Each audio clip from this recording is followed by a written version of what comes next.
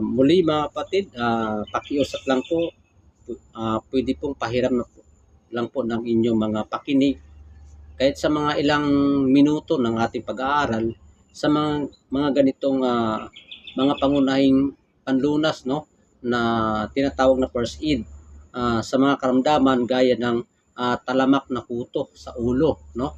Kung minsan mahirap din kasi puksain din yung yung kuto sa ulo, lalo na sa mga kababaihan, mahaba ang buhok, no. Yan, ang kuto ay isang maliit, lapad at walang pakpak na insekto na lumilikha ng nakababagot na pangangati ng anit, no. Ang paggamot ng halaman, mayroon po tayong 7 na pamamaraan mga kapatid na kung papaano puksain yung kuto sa ulo. No, number 1, shampoohan ang buhok ng gugo o anumang shampong commercial. Number 2, karak-karakang makapag-shampoo, suklayin ng suyod ang buhok upang alisin ang buhay na kuto. Number 3, kung maaari, mag-shampoo araw-araw sa loob ng 1 linggo at suyurin ang buhok 2 ulit maghapon, no?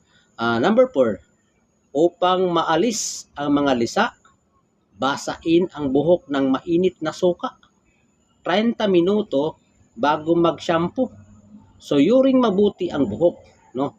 Number 5, bago matulog sa gabi, kuskusing mabuti ang ulo at buhok ng langis mula sa pinaghalong kalahati tasa na dinikdik na buto ng atis at 1/4 na tasang langis.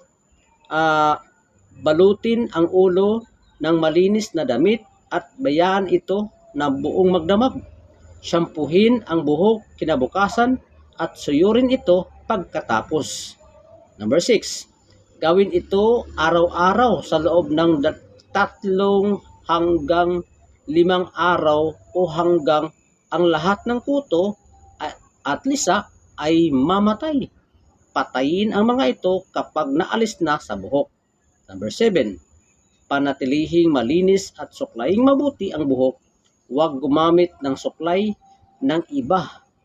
Huwag matulog na kasama ng may kuto para hindi ka mahawaan mga kapatid. Yun po ang solusyon sa mga pagsugpo ng mga talamak na kuto sa ulo. Yun po mga kapatid, salamat po sa Diyos sa inyong pakikinig at naway ito ay mayroon kayong naunawaan, makakatulong ito sa ating mga pang-araw-araw na buhay. Salamat po sa Diyos.